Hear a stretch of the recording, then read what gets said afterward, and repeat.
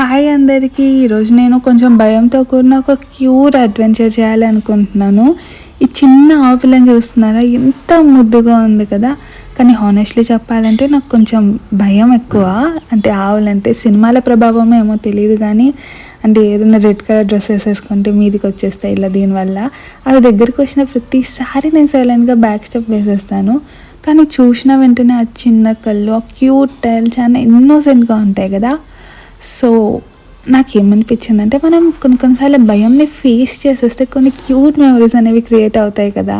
And మళ్ళీ ఇలా దీంతో కొంచెం ఆడుకుంటూ నాకు తెలియకుండానే నేను దాన్ని ఇలా పెట్టి అది తలెత్తగానే తన్నేసాను. చూడండి, చాలా నవ్వు వచ్చింది నాకైతే. పాపం అనిపించింది అలా ఎలా అన్నానని చెప్పేసి.